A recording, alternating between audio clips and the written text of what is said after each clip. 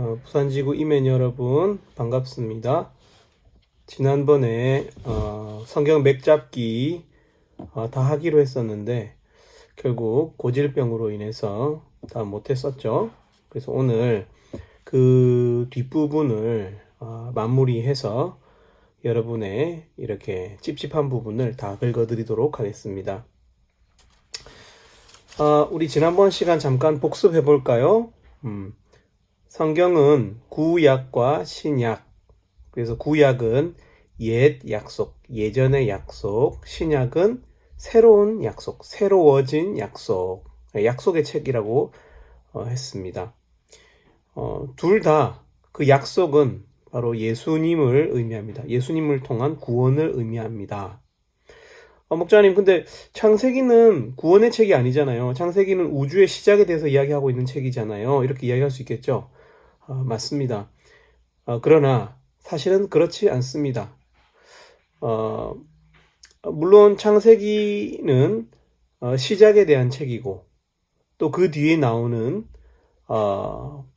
출애굽기, 레위기, 민수기, 신명기 이런 것들은 초대 이스라엘의 법에 관련된 이야기들이죠. 여러분, 그러나 이 모든 책은 다 예수님을 향하고 있습니다. 오실 메시아. 열왕기서는요, 메시아입니다. 사무엘서는 메시아죠. 선지서, 대선지서 말할 것도 없이 하나님의 아들 메시아 그리스도를 이렇게 예언하고 있는 책이라고 할 수 있습니다. 그것을 이야기하려면 구속사에 대해서 따로 이야기해야 되기 때문에 구속사 개론을 해야 하기 때문에 그것은 다음번에 또 언제가 될지 모르는 다음번으로 미루어 놓고, 성경은 아무튼 약속의 책이라고 그랬습니다. 그래서 구약은 총 몇 권이요? 구약은 39권, 신약은 39, 27하면 27권입니다. 구약은 39권, 신약은 27권. 근데 여러분, 구약은 특별히 두 가지 관점에 의해서 우리가 생각하면 된다고 했는데, 구약은 크게는 문학적인 장르로 묶여 있습니다. 문학적인 장르로. 처음에 모세오경, 역사서, 시가서, 대선지서, 소선지서 이렇게 문학적으로 딱딱 이렇게 있어요. 그러니까 문학 속에서 찾는 거예요. 그래서 예를 들면 대선지서를 찾겠다. 대선지서 중에서는 다니엘서가 있죠. 다니엘서를 찾겠다 하면은 그 장르 중에서 어디 먼저 가야 됩니까?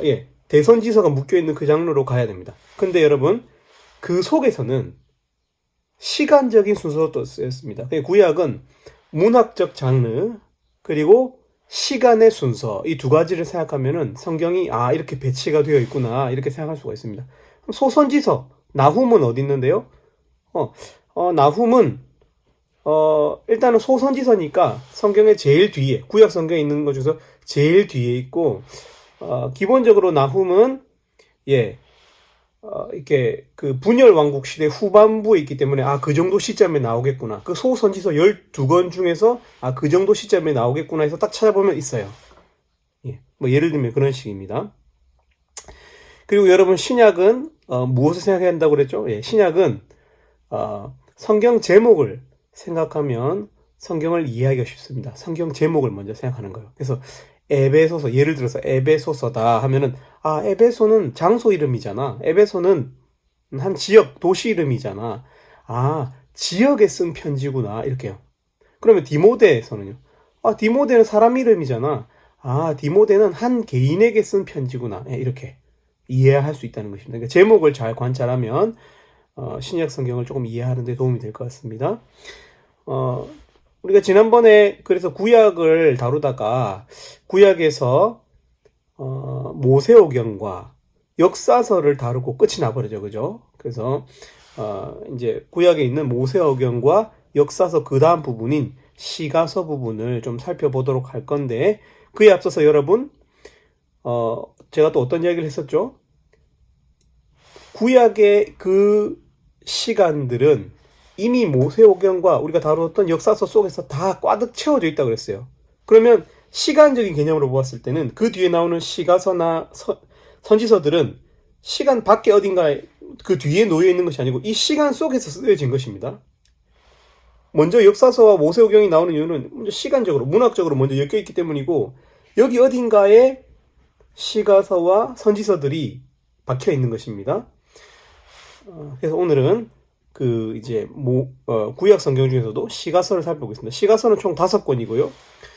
구약 성경의 중앙에 딱 있습니다. 그래서 구약 성경 중에서는 예를 들면 시가서인 시편을 찾아보겠다 하면은 구약 성경의 두께 중에서 한 중간을 딱 펼쳐보면 시편이 나오죠. 예, 그렇게 찾는 것입니다. 그래서 이제 시가서가 나오는 시가서 5권. 근데 이 중간에 시가서를 중심으로 해서 앞뒤에 제가 모세오경 그리고 역사서가 있고 모세오경과 역사서가 있고 52권 그리고 시가서 뒤에 52, 또 50인데 그것은 대선지서와 소선지서가 있다고 그랬습니다. 예, 그래서 이 시가서 중에서는 제일 먼저 나오는 것이 욥기입니다. 욥기. 예, 욥기는 욥기의 주제는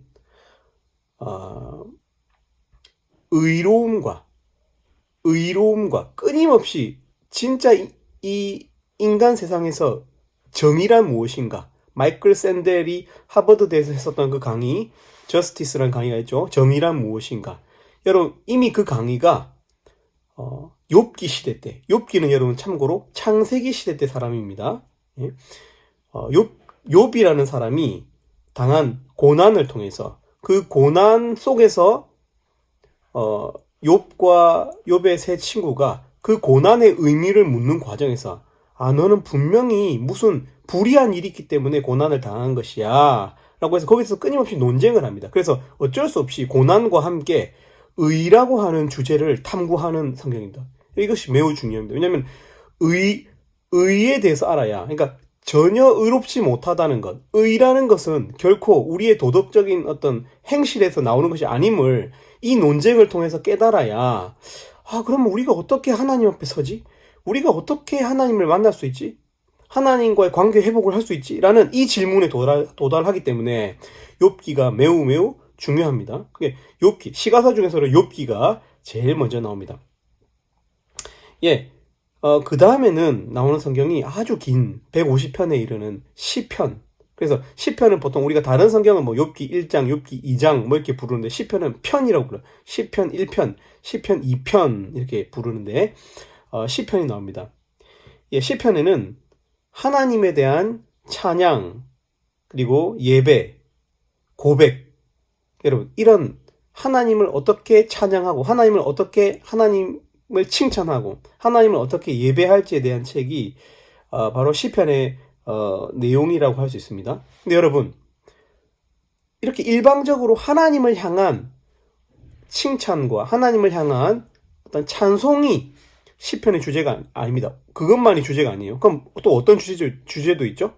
예, 시편에 보면 또 엄청난 분량으로 또 어떤 주제가 나오냐면 하나님을 향한 우리 슬픔의 토로, 우리 아픔의 토로, 하나님 내가 이것 때문에 너무 힘들어요. 하나님을 맨날 찬양만 하는 게 아니고 하나님 앞에서 슬프다 아프다 하는 이야기들이 나옵니다. 이것을 통해서 하나님은 절대 우상이 아니시라는 것을 우리가 알 수 있죠. 하나님 인격이시죠. 우상은 그 우상은 이렇게 나무나 돌 우상들은 말을 할 줄은 모르죠. 성경의 표현대로라면 말을 할 줄 모르고 생각도 없어요. 인격이 없죠. 그러니까 일방적으로 어떤 기도의 대상, 찬양의 대상인데 말을 하잖아요. 근데 시편에서 나오는 하나님은 우리의 슬픔을 들으시는, 우리의 슬픔을 신원하시는, 그 억울함에 대해서 공감하시는 하나님으로 그려지고 있습니다. 시편의 주제가 뭐라고요? 예, 하나님을 찬양하는 것도 있지만 하나님 앞에서 우리의 아픔을 토로하는 것도 있다는 거예요. 서로 교통하는 것을 깨닫는 책, 이 시편입니다. 그래서 호흡이죠. 호흡. 하나님과 우리 관계의 호흡, 시편이라고 할 수 있습니다. 예, 그 다음 나오는 책은 잠언, 전도서, 아가인데 왜 제가 한꺼번에 잠언, 전도서, 아가를 이야기했냐면 이 잠언, 전도서, 아가에 지은이가 한 명이기 때문에 그렇습니다. 이 지은이가 누굴까요? 시편은 여러 지은이가 나오지만 시편에서 이렇게 그 작사가의 이름은 다윗인데 그 뒤에 나오는 이 잠언, 전도서, 아가는 다윗의 아들인 솔로몬의 책입니다. 여러분, 그러니까 솔로몬이 어떤 사람인 것 같아요? 예, 솔로몬 아주 똑똑한 사람이죠. 그죠? 잠언은 솔로몬이 자녀 교육을 위해서 지은 책입니다. 그러니까 인문학적인 책이고요. 교육서적입니다. 예. 그리고 전도서는 솔로몬의 인생 경험을 에세이를 통해서 엮은 책입니다. 아가서는 솔로몬이 연애 편지를 쓴 것. 솔로몬이 어떻게 연애를 했는지가 나오는 책이 아가서입니다. 예. 그런데 이렇게 똑똑한, 이렇게, 시가서 중에서도 3편이나 쓴 이 솔로몬의 고백을 통해서 도대체 우리에게 어떤 교훈을 주려고 하는 것일까요? 솔로몬은 인생을 아주 풍성하게 경험한 사람이라고 할 수 있습니다. 그러니까 똑똑하죠. 하나님 주신 지혜로 인생을 풍성히 경험한 사람입니다. 솔로몬은 재산에 있어서 부러울 것이 없었고 그 당시에 다윗보다도 더한 그런 뭐랄까요, 국방력을 가지고 있는 이스라엘의 최정점에 있을 때 왕이었습니다. 그러니까 명예는 뭐 당연한 것이었고, 또 여자도 경험해봤었고요. 권력을 소유했던 사람입니다. 그러니까 인생의 낙을 다 경험한 사람입니다. 그래서 그의 고백은 매우 아주 도인으로서 이 효력을 발휘하는 것이죠. 인생을 다 경험해본 사람이 하는 말인 거예요. 인생을 다 경험해본 사람이 교육하는 그런 내용들이거든요. 그러니까 그의 고백은 전도의 효력을 가집니다. 전도의 효력을 가지는데 그가 했었던 핵심적인 고백이 잠언, 전도서, 아가서 중에서 전도서에 나옵니다. 전도서에서 솔로몬이 고백하는 것은 뭐냐면은 하나님이 계시지 않다면, 만약에 이 땅에서 즐거움만 가득하고 그냥 우리가 누릴 수 있는 모든 낙, 그것이 진정한 가치라면 이 인생은 너무 허무하다는 거예요. 하나님이 꼭 계셔야 한다는 거. 하나님이 없이는 우리의 인생에 아무 의미가 없다는 것을 잠언, 전도서, 아가서가 저는 이야기한다라고 생각합니다. 특별히 아가서에서는 솔로몬과 그 연인이죠. 술라미 여인의 로맨스를 다루고 있는 책인데 이 관계를 통해서 하나님과의 우리 관계가, 또 오실 메시아와 성도들의 관계가 단지 그냥 어떤 사업관계, 비즈니스 관계가 아니라 마치 부부의 그것과 같은 친밀한 교제, 여러분 하나님과 그런 교제를 누려야 한다는 거예요. 그리스도와 그의 신부된 성도들의 교제가 얼마나 내밀하고 비밀스럽고 친밀한 책인지를 알려주는 책이 아가서라고 할 수 있습니다. 여러분, 여기까지가 바로 욥기, 시편, 잠언, 전도, 아가서인데 여러분 이게 시가서입니다. 그 뒤에 나오는 또 5, 12가 있다 그랬죠. 그 5가 뭐죠? 예, 대선지서.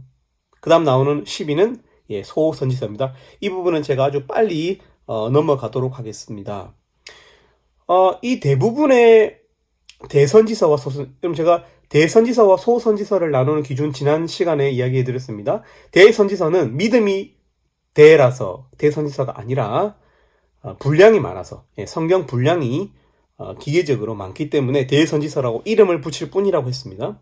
근데 특이한 점은 지난번에도 지영가사님이 써주신 지영가사님이 그때 올려주신 그 도표에도 나왔었는데요. 여러분, 그 도표에 보면 이 선지서들이 대부분 열왕기 시대 때, 그러니까 역사로 봤을 때, 이 구약의 역사를 봤을 때 이 뒷부분에 집중적으로 예언의 말씀, 선지자들의 말씀이 나오고 있는 것을 알 수 있습니다. 왜 그럴까요?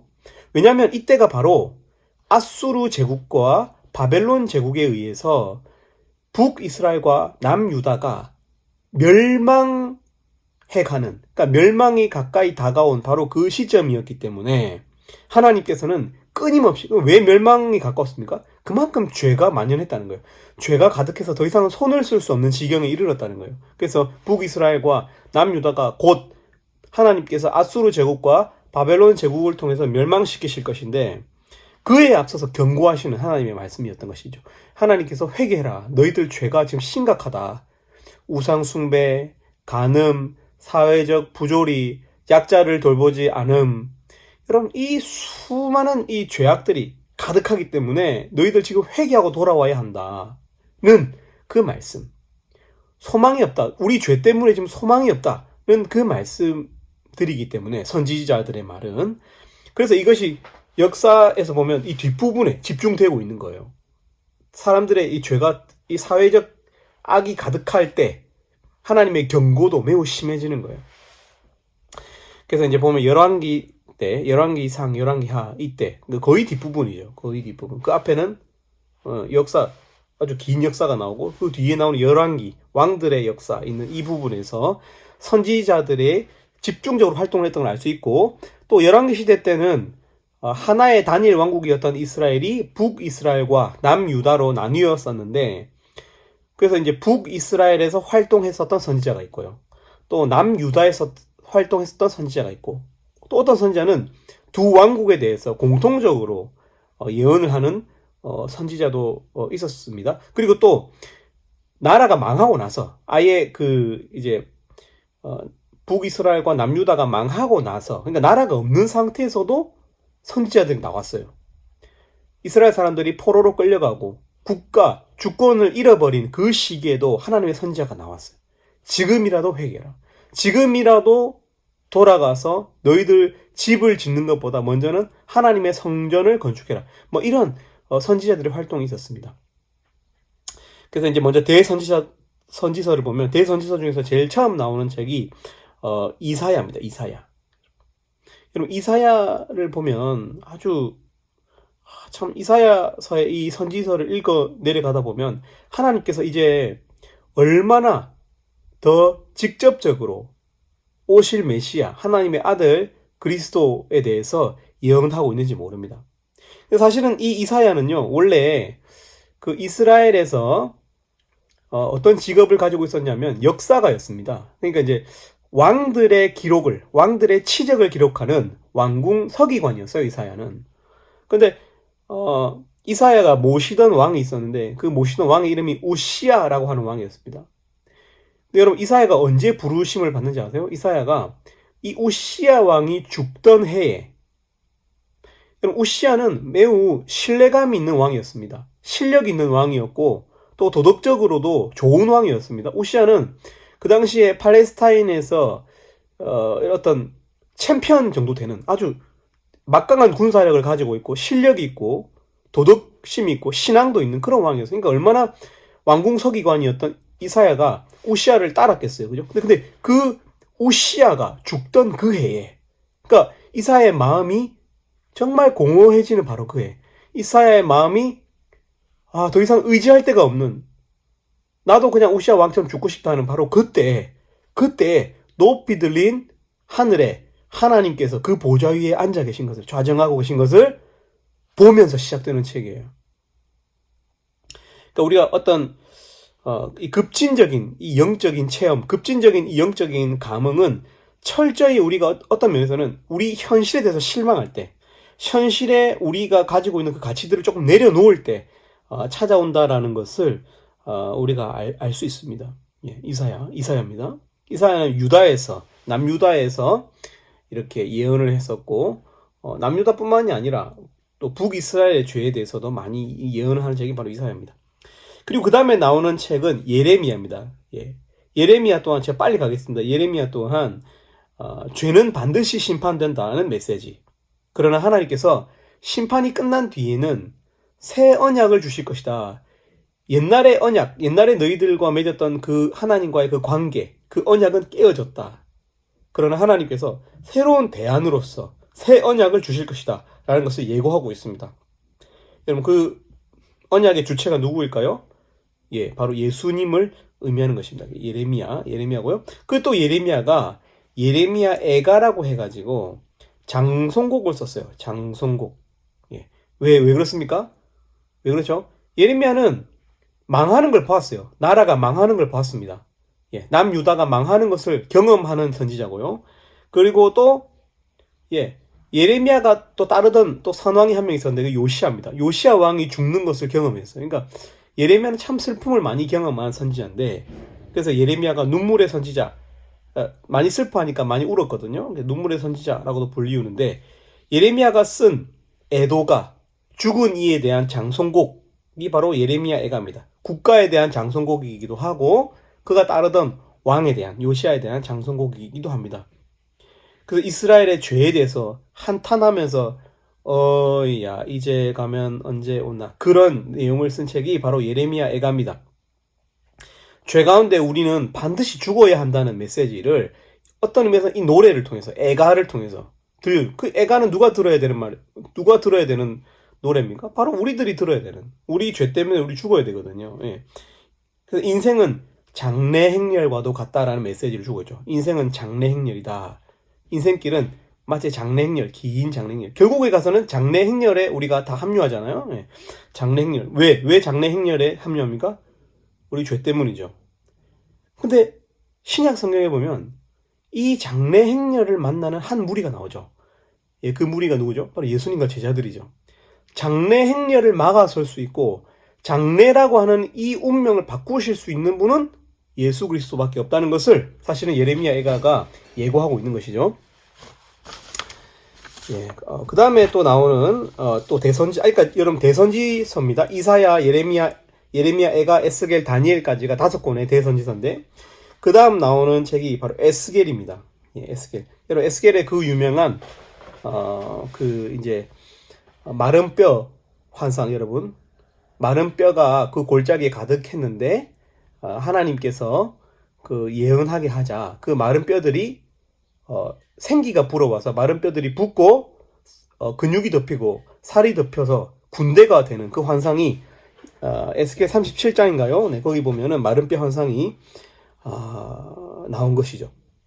그래서 이 하나님의 회복은, 에스겔은 이 포로로 끌려간 이 에스겔 선지자, 이때 포로기 때 쓰여진 것인데 에스겔에게 포로기 때 그 채석을 하는, 그러니까 돌을 모아서 건축 재료로 쓰는, 여러분 그 강제징용 노동자였거든요. 에스겔은. 근데 에스겔은 사실은 제사장 가문인데 지금은 이제 포로가 되었기 때문에 이제 노가다를 하는, 채석하는 그런 이제 사람이 되었는데 그 에스겔에게 하나님께서 환상을 통해서 회복시킬 것이다. 이스라엘을 회복시킬 것이다. 라고 하는 그 예언을 하고 있는 책이 에스겔인데 이 마른 뼈 환상을 통해서 우리가 알 수 있는 바는 하나님의 이 회복은 단지 정치적인 회복, 그러니까 국가 영토를 탈환하는, 포로가 되고 이제 국가 주권을 잃어버렸는데 이스라엘 나라를 탈환하는 차원의 어떤 그런 회복이 아니라 죽은 이를 다시 살리는, 그러니까 생명이 없는 존재, 뼈다귀 같은 존재들을 다시 살리는, 그러니까 국가적 차원을 넘어서는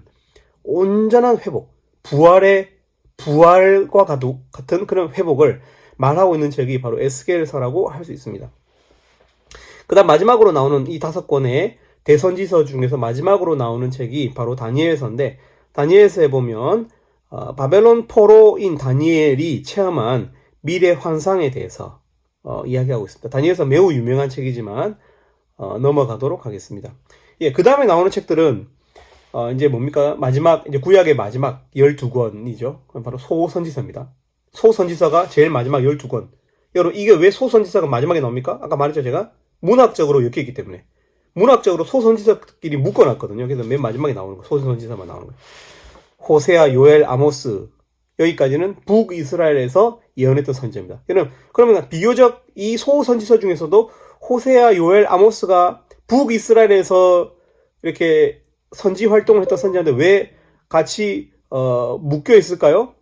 예, 묶여 있는 이유는 이들이 북이스라엘에서 선지 활동을 했던 선지자이기도 하지만 잘 생각해 보면요, 지금까지 강의를 잘 생각해 보면 이 소선지서 안에서의 배열은 어떤 배열이라고 했습니까?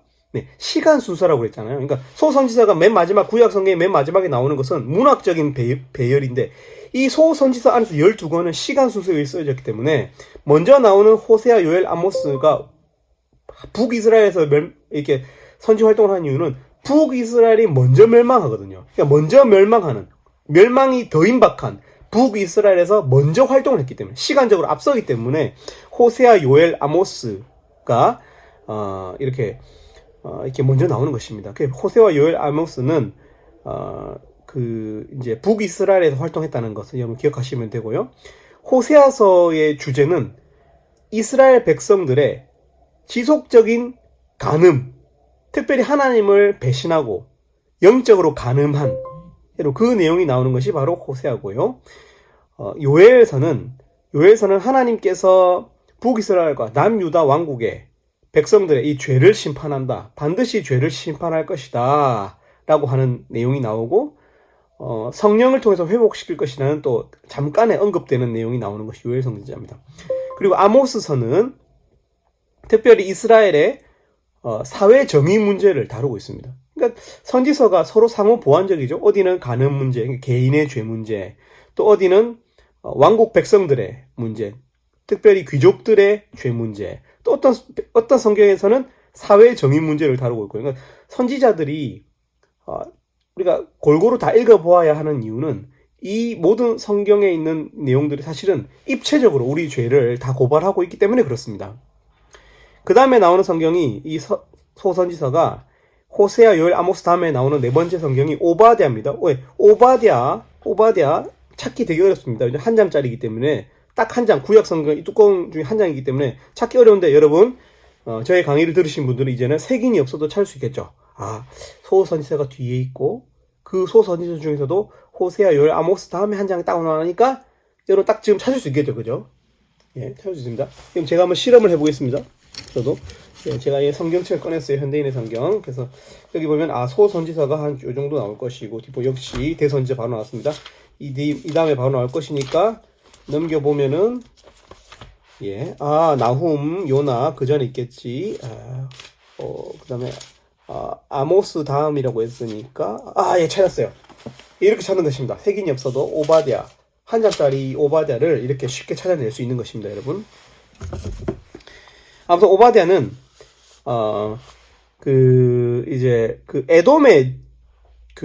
에돔을 저주하시는 하나님이 나와요. 그러니까 일방적으로 선지서가 북이스라엘과 남유다 이스라엘 사람들의 죄만 계속 긁어내고 막 이스라엘 사람들의 죄책감을 더하는 내용만 나오는 것이 아니라 그런 망해가는 이스라엘을 보면서 아이고 쟤네들 잘난 체 하더니 하나님의 백성이라고 잘난 체 하더니 잘됐네 하면서 옆에서 막 더 미운 시노이들을 저주하는 책입니다. 그러니까 에돔은 옛 그 하나님의 에서의 그 후예들이 에돔인데 여러분 에서가 누구의 형이죠? 야곱의 형이죠. 야곱이 이스라엘의 조상이잖아요. 그러니까 이제 어떤 의미에서 이 에돔이라고 하는 나라는 이스라엘의 먼 친척과도 같은 조상에 있는 친척과도 같은 형제 국가인데 그런데도 불구하고 어떻게 해요? 이렇게 저주하잖아요. 형제를 저주하는 그 내용.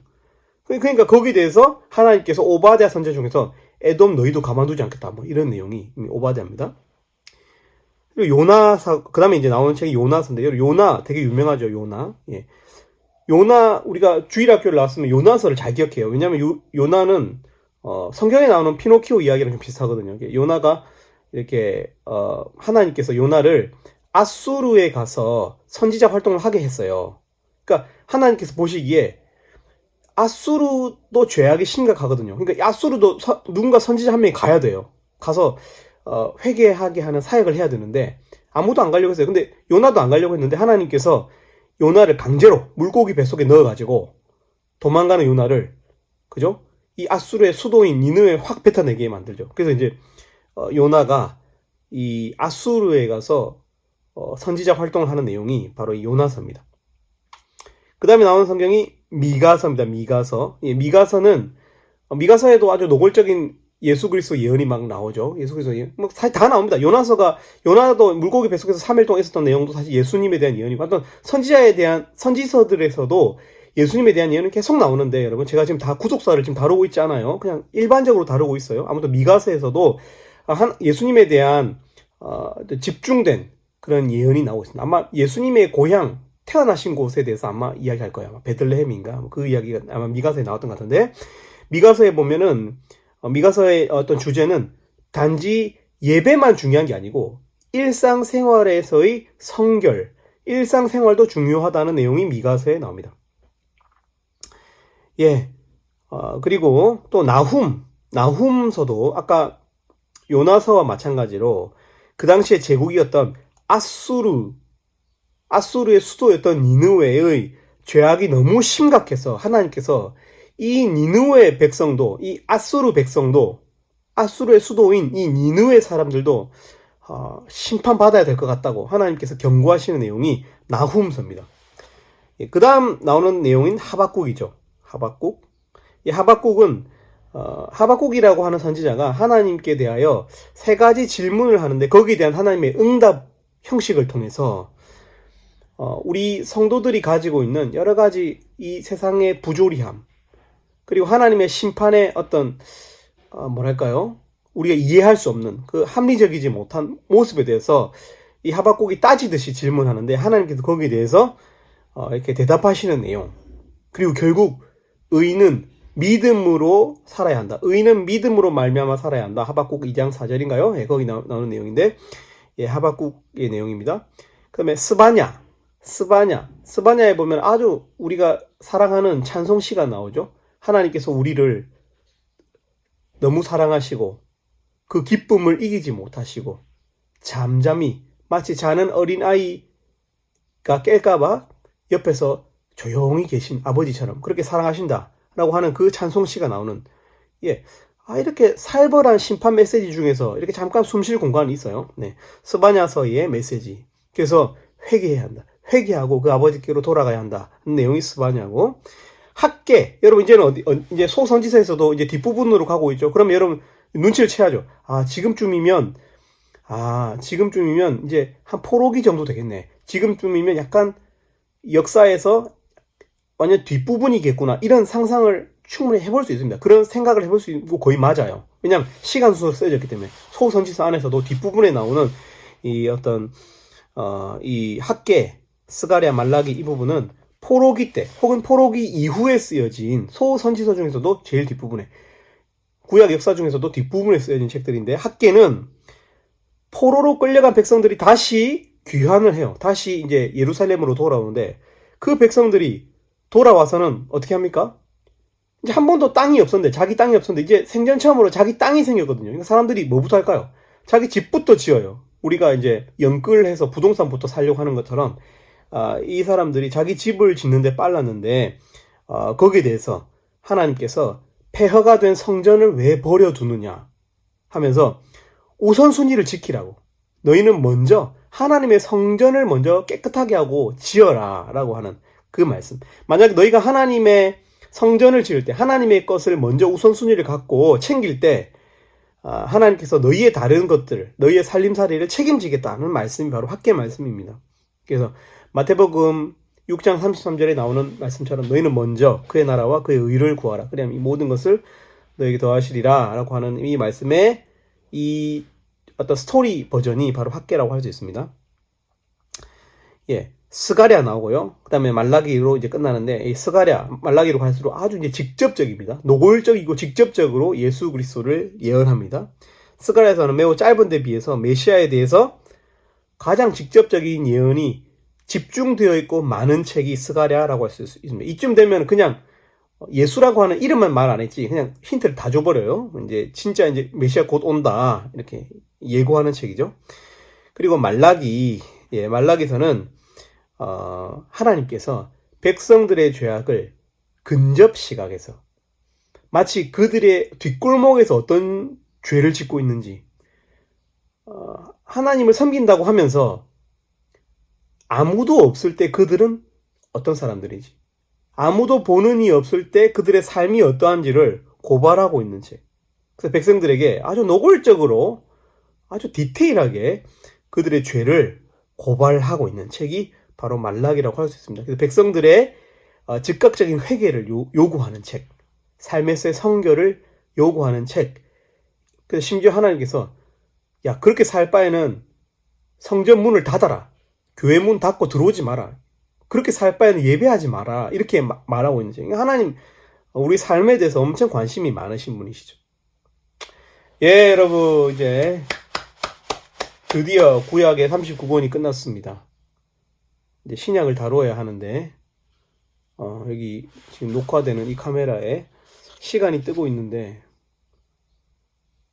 15분밖에 물과 남지 않아서 고민이 많이 되는데, 그래도 이제 다음 시간으로 넘기면 저의 이제 신뢰도가 너무 떨어질 것 같아서 거의 아주 빨리 신약 27권을 다뤄보도록 하겠습니다.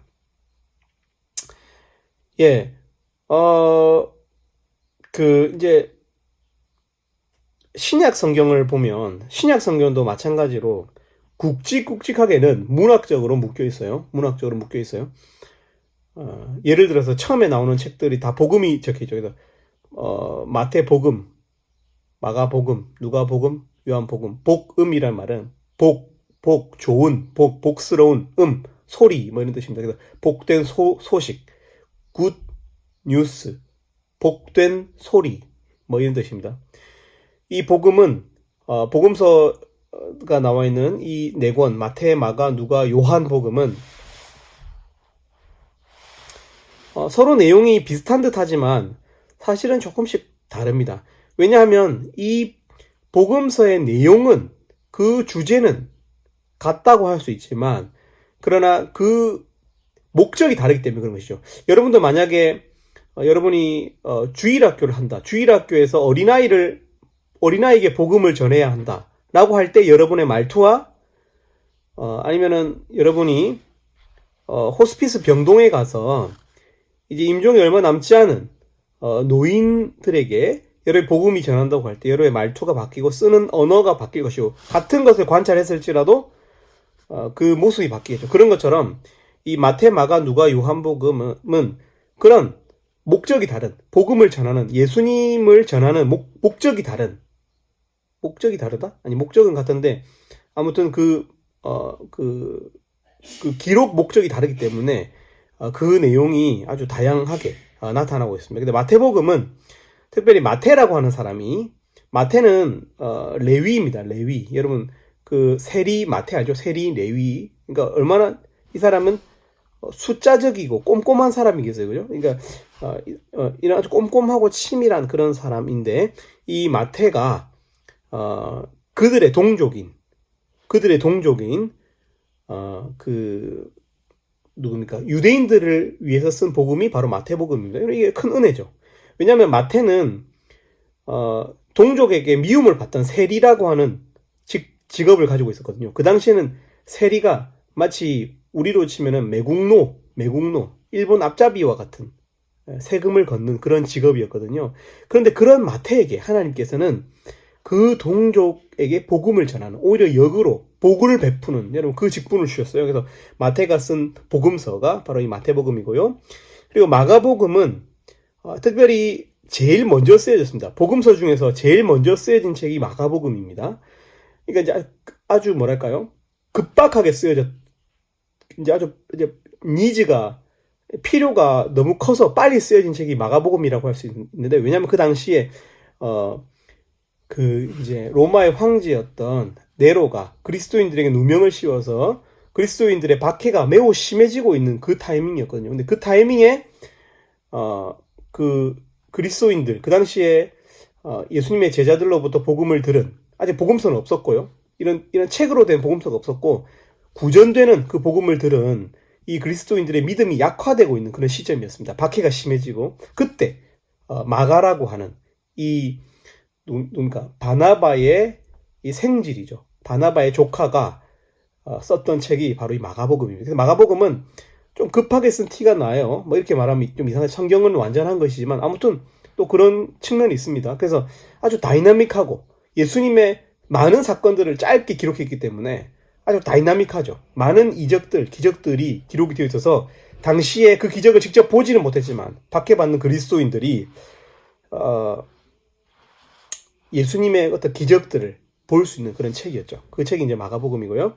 그 다음 나오는 책은 누가복음입니다. 누가는 이방인입니다. 그 이방인인 누가가 예수님에 대한 역사들, 예수님을 직접 경험한 사람들을 찾아다니면서 마치 다큐멘터리 감독 같은 사람이죠. 누가가. 원래 이 사람은 의사고 또 수학자고 철학자고 그런 사람이었는데, 역사가고 뭐 그런 사람이었는데, 이 누가가 자기와 같은 이방인들에게, 그런 자기가 이방인이니까 이방인의 관점을 이해하잖아요. 이방인 입장에서는 유대인식의 어떤 시간 개념이라든지 유대의 어떤 명절이나 절기를 잘 모르거든요. 그런 사람들에게 이방인들의 입장에서 필요한 예수님의 어떤 행적들을 잘 기록해서 전달한 책이 누가복음이라고 할 수 있습니다. 누가는 참 감동적이에요. 누가는 한 번도 예수님을 본 적은 없거든요. 우리처럼. 근데 누가가 직접 예수님에 대한 이야기를 수집하고 예수님을 경험한 사람들을 만나고 인터뷰하고 그렇게 해서 쓴 책이 누가복음입니다. 이게 마태, 마가, 누가 다 관점이 다르죠. 근데 여러분 사실 마태, 마가, 누가까지는 우리가 공관복음이라고 불러요. 이 세 권을 공관, 공유한다, 관점을. 그러니까 거의 내용이 비슷합니다. 예수님의 어떤 기적을 다루고 있고요. 예수님이 하신 일을 다루고 있고 예수님과 그 제자들이 함께 경험한 어떤 역사적 사건에 대해서 같이 관점을 공유하면서 그렇게 쓰여진 책이 마태, 마가, 누가라면 마지막에 나오는 이 요한복음은 조금 달라요. 마태, 마가, 누가는 있었던 일을 토대로 진리를 탐구하는 여러분 근거를 가지고 어떤 명제를 만들어내는 우리가 이걸 귀납법적이라고 그러죠. 그래서 마태, 마가, 누가는 약간 귀납법적인 책인데 반해서 요한은 좀 달라요. 요한복음은 아주 연역법적이에요. 명제를 먼저 던져요. 근거는 말하지 않아요.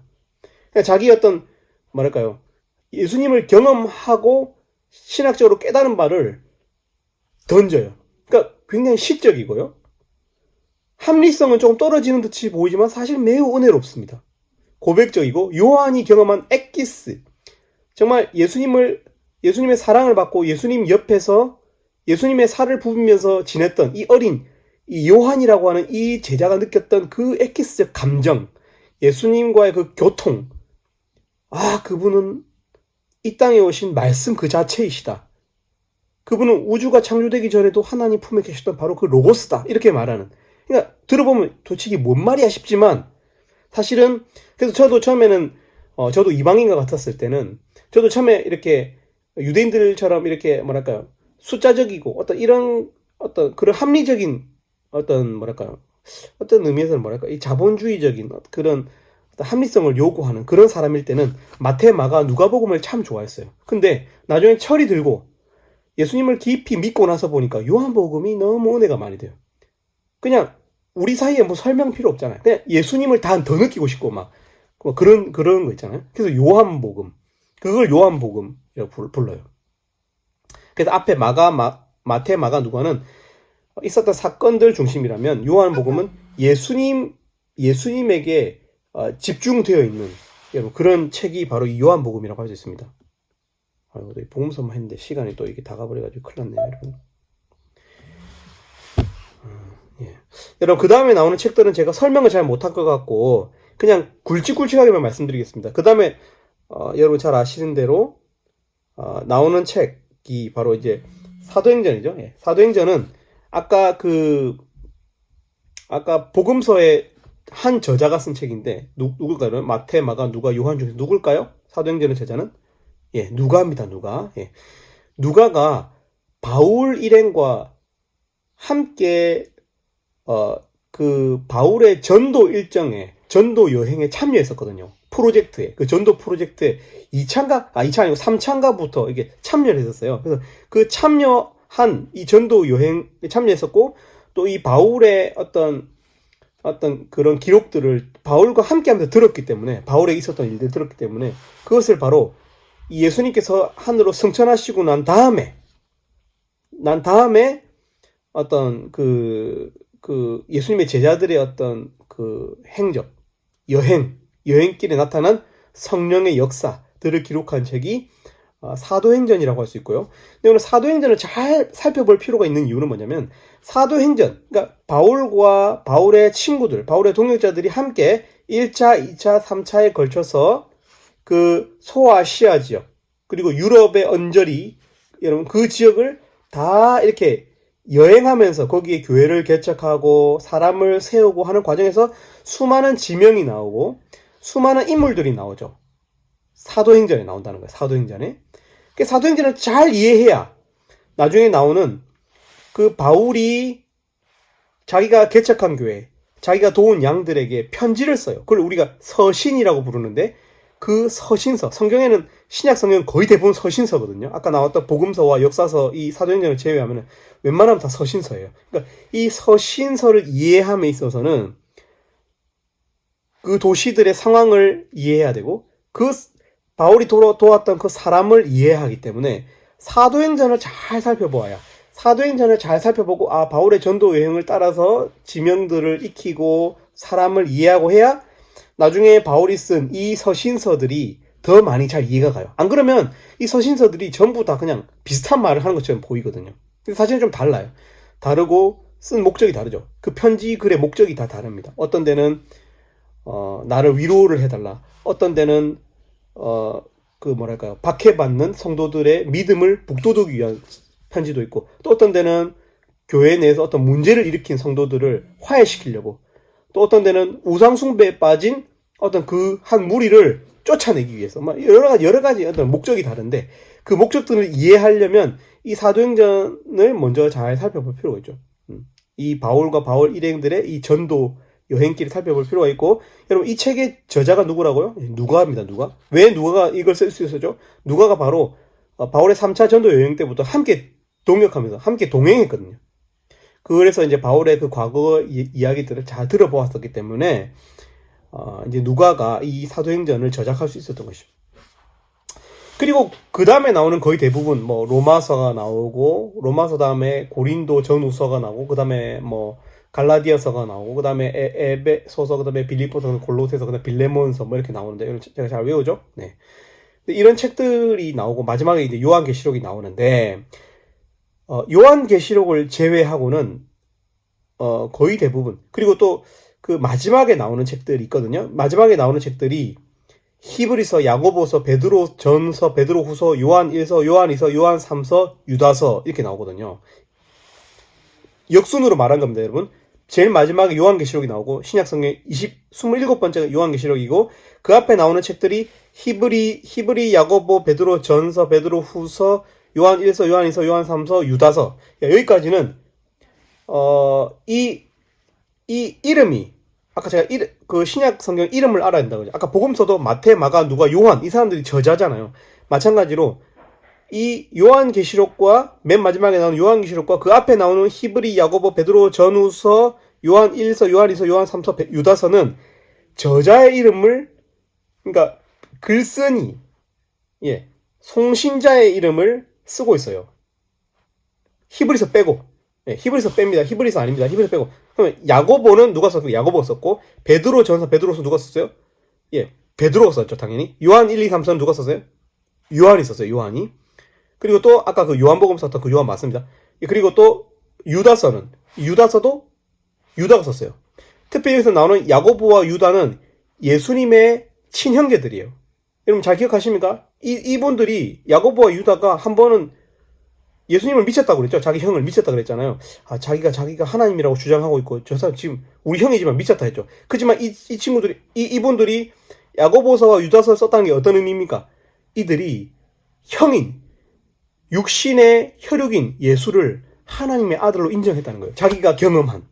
매우 중요하죠. 그러니까 아무튼 요한계시록이 나오고, 요한계시록은 설명할 수 없을 것 같고, 요한계시록이 나오고 그 앞에 나오는 히브리, 야고보, 베드로, 전후서, 요한 1, 2, 3서, 유다서는 다 글쓴이의 이름이 나오고, 히브리서는 좀 달라요. 히브리서는 다른데, 히브리서 뺍니다. 히브리서 아닙니다. 아무튼. 그리고 그 외의 것들은 다 보면은 바울이 썼어요. 바울이. 거의 13권. 히브리서까지 포함하면 14권입니다. 바울이 한 13권에서 히브리서가 바울이 썼다라고 하는, 근데 히브리서는 작자 미상이기 때문에 일단은 제가 뺐는데, 저도 히브리서를 공부해봤지만 히브리서는 바울이 쓴 것 같습니다. 근데 아무튼 작자 미상인데, 아무튼 히브리서는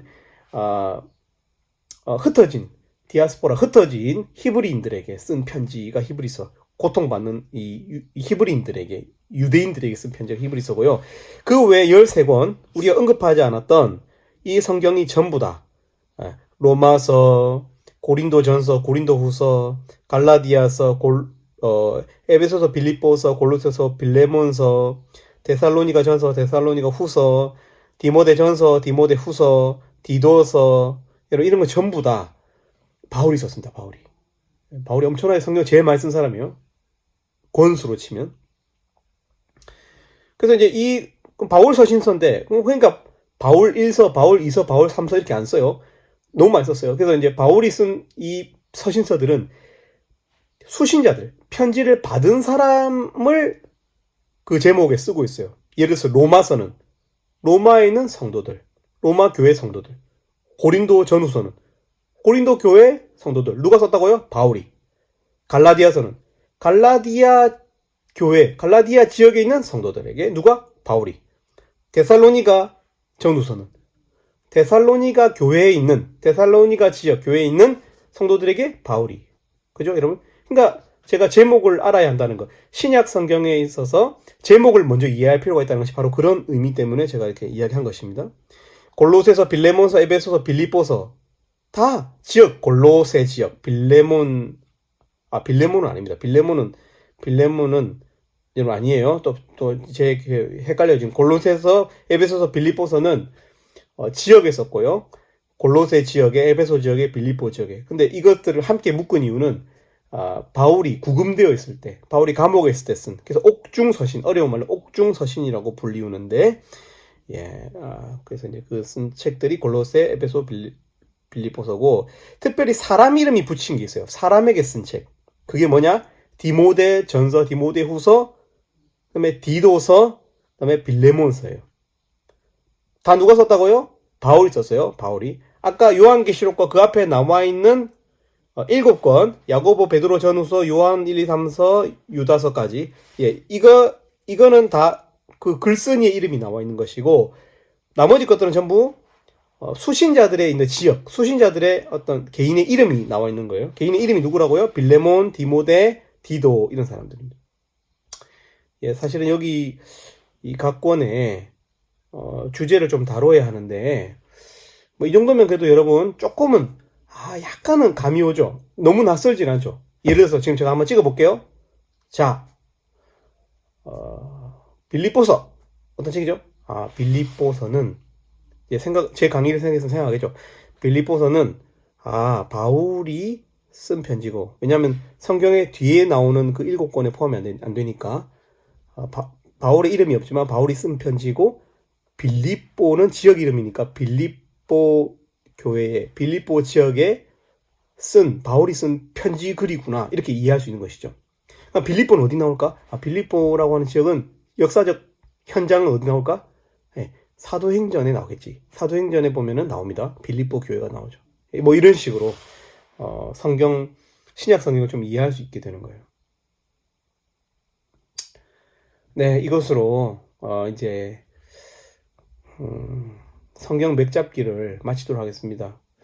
혹시 여러분들 중에서, 우리 부산지구 지들 중에서 혹시 성경에 대해서 조금 질문이 있거나, 어떤 질문이든지 좋아요. 질문이 있거나 좀 특별히 더 설명을 듣고 싶다, 그런 부분이 있으면 저에게 여기 댓글을 달아주시거나, 여기 댓글을 달아주시고 아니면 저에게 개인 카톡을 넣어주시면 대환영입니다. 여러분, 그러면 구독, 좋아요, 알림 설정 여러분 잊지 마시고, 그럼 저의 성경 맥잡기 강의는 마치도록 하겠습니다.